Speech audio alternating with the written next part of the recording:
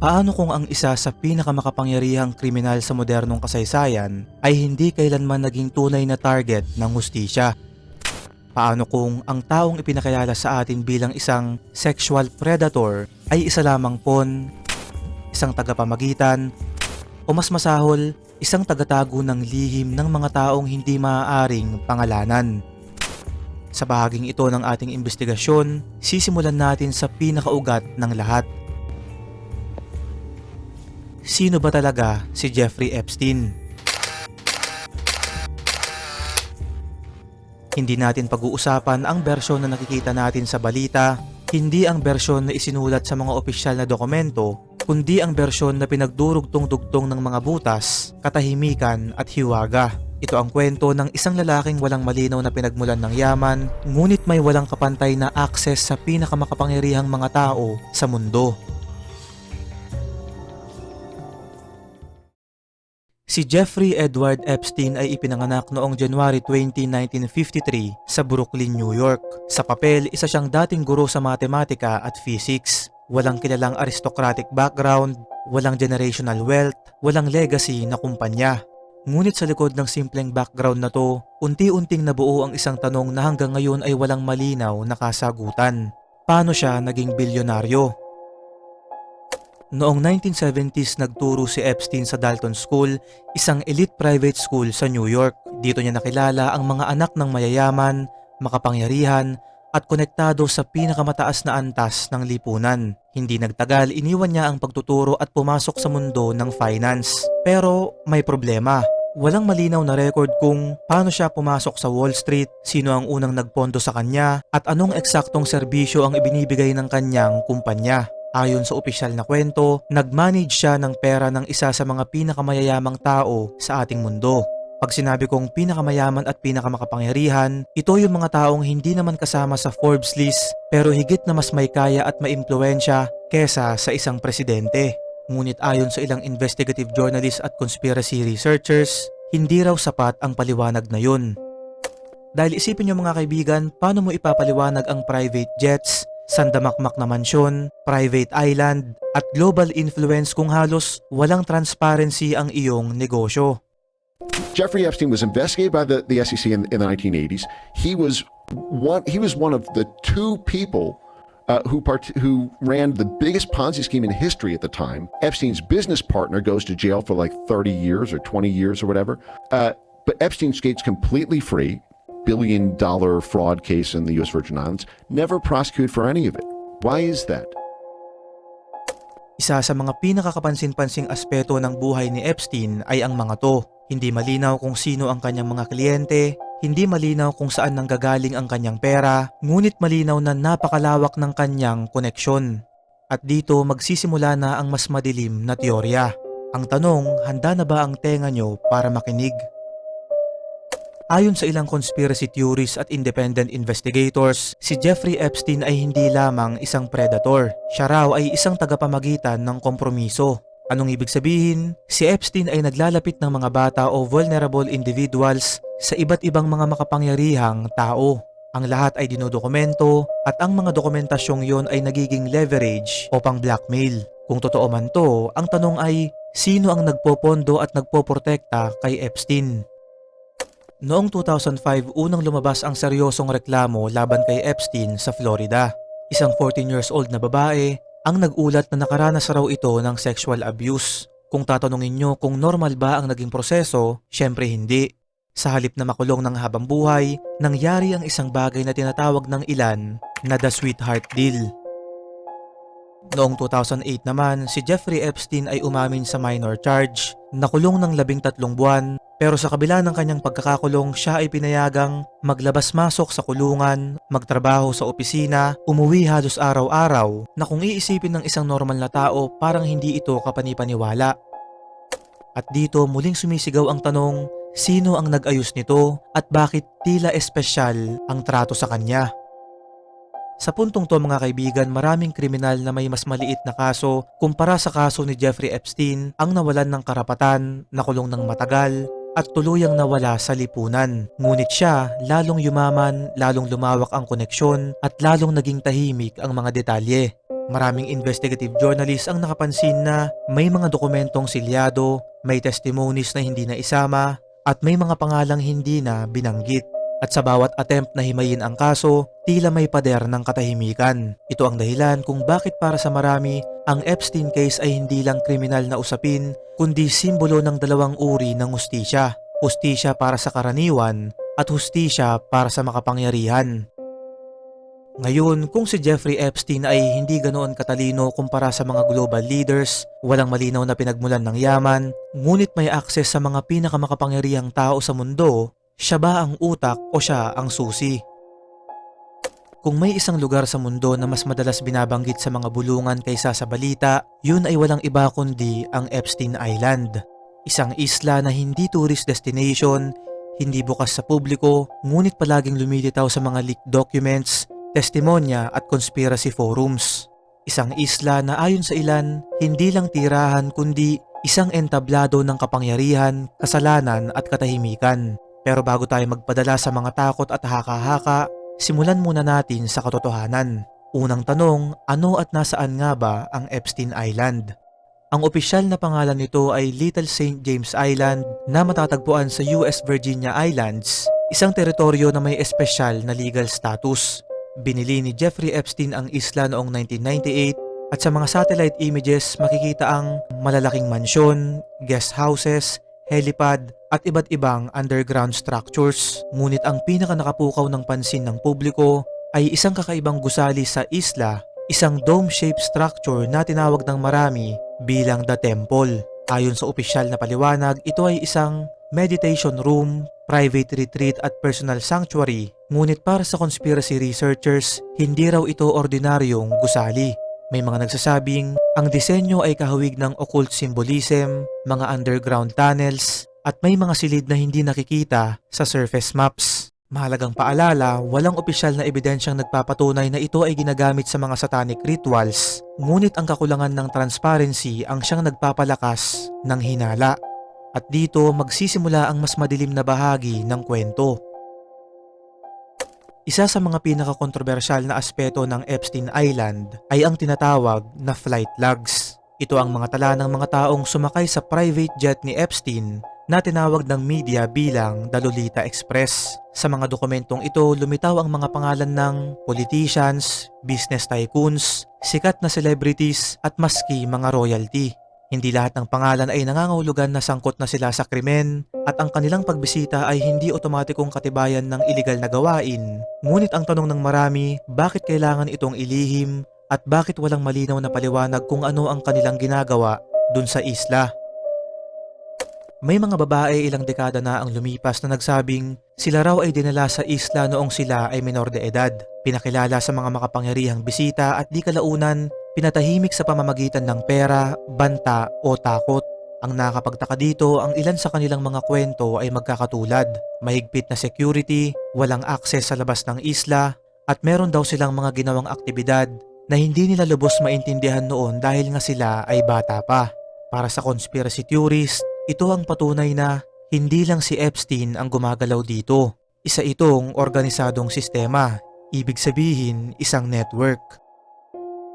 Isa nga sa pinakakilalang teorya ay ang ideya na ang Epstein Island ay isang blackmail operation. Ang lohikal na paliwanag, inaanyayahan ang powerful individuals, may mga illegal o immoral acts na nagaganap at ang ebidensya ang siyang nagiging sandata.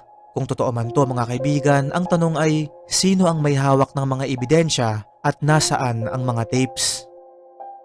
Dito na tayo papasok sa isa sa pinaka-viral at kontrobersyal na aspeto ng Epstein Files. At kung hindi kaya ng sikmura mo ang mga bagay na to, maaari ka nang tumigil sa panonood.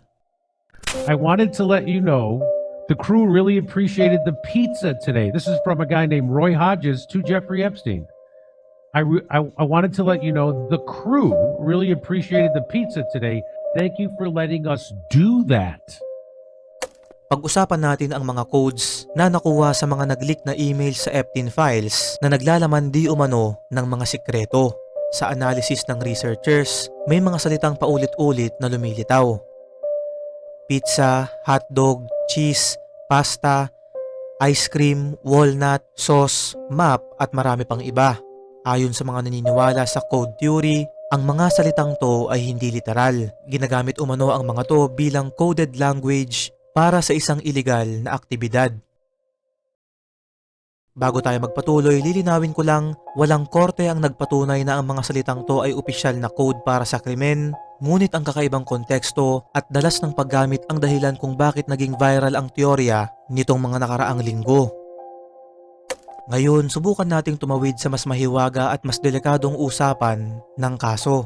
May mga conspiracy groups na naniniwala na ang mga makapangyarihang tao na to ay sangkot sa mga sinaunang ritual. Ang isla raw ay ginagamit bilang ritual sites at ang kanilang mga aktibidad ay konektado sa ancient belief systems. Walang solid na ebidensyang nagpapatunay nito at ito ay tinuturing na pinaka-radical na bahagi ng conspiracy narrative. Ngunit ang tanong ng ilan, bakit tila maraming simbolismo at bakit tila may pattern sa mga lokasyon at disenyo? Isa sa pinaka nakakatakot na bahagi ng kwento ay hindi ang mga aligasyon kundi ang katahimikan. Bakit sobrang tagal bago muling binuksan ang kaso? Bakit maraming dokumento ang selyado? At bakit tila walang ibang nananagot bukod kay Epstein mismo?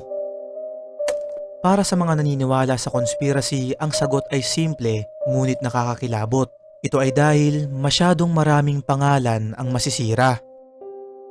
Sa puntong to mga kaibigan, ang Epstein Island ay hindi lang pisikal na lugar. Ito ay naging simbolo ng elite impunity at simbolo ng sistemang hindi kayang galawin ng karaniwang tao kagaya natin. Isang paalala na may mga lugar sa mundo na hindi nasakop ng ordinaryong batas. Dito magsisimula ang pinakamapanganib na bahagi ng investigasyon, ang koneksyon sa mga pinakamakapangyarihang tao sa ating mundo. Kung marami na kayong nabasa at napanood patungkol dito, isa sa pinakamadalas banggitin sa online discussions ay ang pangalan ng kasalukuyang US President. May mga lumabas na lumang larawan nila ni Epstein sa social events, video clips ng mga party noong 1990s, at may mga testimonya ring nagsasabing nagkaroon sila ng social interactions at pareho silang bahagi ng elite circles sa New York at Florida. Ngunit ang mga to ay itinanggi ng kasalukuyang presidente ng Amerika maski ang di umanong pagbisita nito sa Epstein Island. Sinabi niya rin na pinutol niya ang kanyang ugnayan kay Jeffrey bago pa man sumabog ang kaso. Para sa ilang conspiracy theories, sapat na raw yung proximity. Pero para sa mga skeptiko, kulang ito bilang ebidensya. Malinaw din sa mga dokumento ang pangalan ni former US President Bill Clinton. Ayon dun sa flight logs, ay ilang beses umanong sumakay ito sa private jet ni Epstein. Sagot naman ng kampo ni Clinton, yung mga biyahe raw ay may kaugnayan sa charity work at wala siyang kinalaman o kaalam-alam sa mga krimen ni Epstein. Ngunit para sa conspiracy community, bakit paulit-ulit yung biyahe at bakit walang malinaw na record ng aktwal na agenda? Muli, kakalaruin ko lang mga kaibigan, walang korte ang naghatol ng kasalanan, ngunit ang pattern ng access ang patuloy na binubusisi. Bukod sa mga politiko, may mga sikat na pangalan sa entertainment industry, fashion, media, at ang ilan sa kanila ay nakitang kasama ni Epstein sa events, lumitaw sa guest list, at nabanggit sa testimonies ngunit walang formal charges. At dito pumapasok naman ang tinatawag ng ilan na culture of silence. Isang sistema kung saan mas ligtas ang manahimik at mas delikado ang magsalita.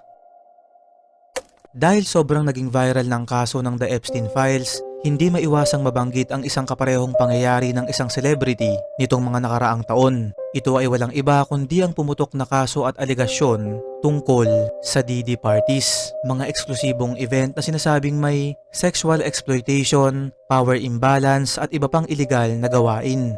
Sabi nga ng ilan, kung nagulat kayo sa DD parties, higit na mas malalim pa ang rabbit hole ng Epstein Files. Muli ito ay teorya, hindi na patunayang koneksyon, ngunit ipinapakita nito kung paano inuugnay ng publiko ang iba't ibang elite scandals na merong nag-iisang pattern.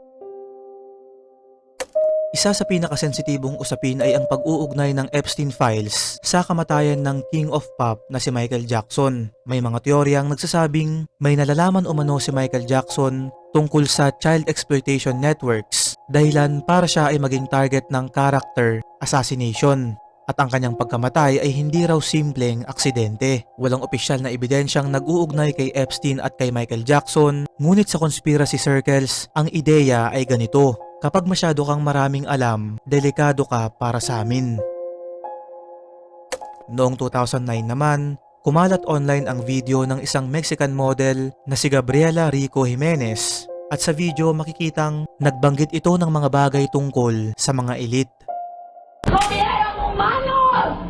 ¡Asquerosidad! ¡Comieron humanos! ¡Yo esta vez era nada! Ang nakakapagtaka dito, makalipas ang ilang panahon, tila mahirap nang hanapin yung video at kakaunti na lamang ang impormasyon tungkol sa kanyang kinaroroonan. Ayon sa mainstream reports, meron daw itong mental health crisis at naospital. Ngunit ayon sa ilan, bakit walang malinaw na follow-up? Dahil dito, may mga grupo na naniniwala na ang mga makapangyarihang taong ito, gaya nga ng sabi ko kanina, ay sangkot sa iba't ibang occult practices. Nagsasagawa ng mga ritualistic symbolism at maski ang kanibalismo ay bahagi raw ng kanilang ritual. At ang bagay na to ay itinuturing ng marami bilang extreme conspiracy theory. Sa dami ng pangalan, dokumento at testimonya, bakit parang walang malaking nahahatulan? Para sa publiko, tila mabagal ang hustisya, tila piling tao lang ang naaabot, at tila mas malakas ang impluensya kaysa sa batas. Ngayon, pag-usapan naman natin kung nasaan na nga ba si Jeffrey Epstein. Noong August 10, 2019, nagising ang mundo sa isang balitang si Jeffrey Epstein ay pumanaw na. Ayon sa opisyal na ulat, binawian niya ng buhay ang kanyang sarili sa loob ng selda nito sa Metropolitan Correctional Center sa New York. Ngunit sa loob ng ilang oras lamang, isang tanong ang sabay-sabay na lumitaw sa buong mundo. Talaga bang ginawa ito ni Epstein o baka siya ay pinatahimik o mas masahol, baka pinalaya? At dito tuluyang sumabog ang Epstein Files bilang global conspiracy phenomenon. Ayon sa opisyal na bersyon, kinitil niya ang kanyang sarili, walang bantay sa oras ng insidente, malfunction umano ang mga CCTV camera, ngunit para sa ilan masyadong maraming coincidence ang nagsabay-sabay sa pangyayari. Mga tanong na hanggang ngayon ay walang malinaw na sagot. Bakit siya tinanggalan ng cellmate? Bakit parehong nakatulog ang mga gwardya? At bakit hindi gumagana ang kamera sa pinakaimportanteng oras? Ilan sa mga teorya, si Jeffrey Epstein ay pinatay upang patahimikin, pangalawa, pinalabas na patay lamang, at pangatlo, inalis bilang bahagi ng mas malaking operasyon. Kaklaruhin ko lang, walang ebidensya na buhay pa si Epstein. Ito ay pawang teorya lang, ngunit gaya ng sabi ko kanina, ang kawalan ng transparency ang dahilan kung bakit hindi namamatay ang teorya. Ngayon, ano na ang nangyari dun sa kaso? Matapos ang kanyang kamatayan, maraming kaso ang na-dismiss, maraming pangalan ang hindi na naimbestigahan, maraming dokumento ang nanatiling selyado. Para sa mga biktima, walang full justice, walang malinaw na accountability. May mga dokumentong bahagyang inilabas. Makikita nyo ang mga to available online pero karamihan ay heavily redacted, pinigilang i-publish, at may mga pangalan rin na tinakpan, binura, at dito lalong lumakas ang hinala ng mga tao.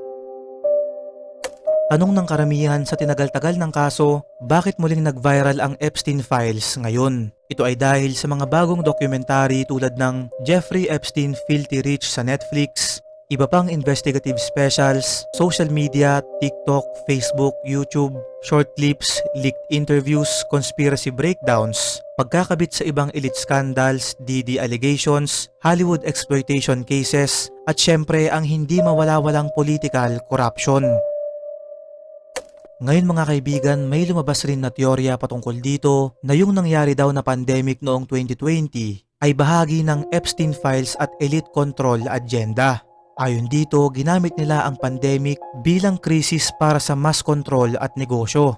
Sinabay nila ito bilang distraction mula sa Epstein revelations dahil halos nangyari ng sabay ang dalawang to. Kung totoo man ang bagay na to, ibig sabihin ay wala silang pakialam sa mga buhay na nawala nung pandemic. May mga conspiracy narratives din na nagsasabing ang gera sa Ukraine ay konektado sa child trafficking networks at si President Vladimir Putin umano ang siyang naglilinis ng mga elite operations na to at kanilang pinipigilan. Dahilan kung bakit siya napupuri ng ibang tao ngayon sa social media. Столетиями набивать брюхо человеческой плотью, а карманы деньгами. Но они должны понять, что бал вампиров заканчивается.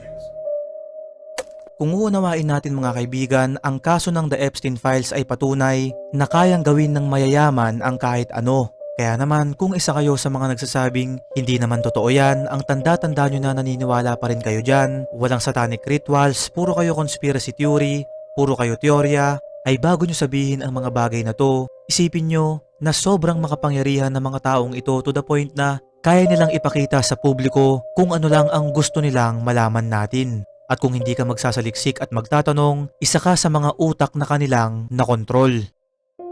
Sabi nga ng ilan, isa raw ang bagay na to sa mga dahilan kung bakit sobrang naging advance na ngayon ng AI kung saan ang ilan sa atin ay hindi na masuri ng maayos kung alin ang totoo at hindi. Ito raw ang rason para kapag nabunyag ang mga pangyayaring to, ang sasabihin lang ng taong hindi naman open-minded, huwag kayong maniwala dyan, AI lang yan. Konting recap lang tayo mga kaibigan ng chronological timeline ng pangyayari. Una, taong 1990s umiikot si Epstein sa elite circles. Taong 2005, unang reklamong natanggap niya sa Florida. Taong 2008 naman ang sweetheart deal. 2019, muli siyang inaresto. August ng 2019, siya ay namatay sa kulungan. At 2020 hanggang ngayon, iba't ibang dokumentaryo, leaks at theory ng mga tao. Ang pinakamahalagang tanong hindi na lang ito tungkol kay Epstein. Ang dapat na itanong natin ay ilang Jeffrey Epstein pa ba ang nasa mundo? Ilang isla pa ang hindi natin alam at ilang biktima ang hindi kailanman maririnig? Kaya nga lagi kong sinasabi sa inyo, maging open-minded tayo sa lahat ng bagay, hindi natin pwedeng sabihin ito ang tama, ito ang mali, dahil pakatandaan, wala naman talagang nakakaalam ng totoo dito sa mundo nating punong-puno ng hiwaga. At ang mahiwagang tanong para sa videong ito, kung ang katotohanan ay kayang patayin, ano pa kaya ang kaya nilang itago? Marami pang teorya patungkol dito mga kaibigan at kung gusto nyo pa ng kasunod ay mag-comment lamang ng part 2 nang sa ganon ay muling makapag-research ang aming team at maihatid sa inyo ang mga impormasyon na dapat nyong malaman.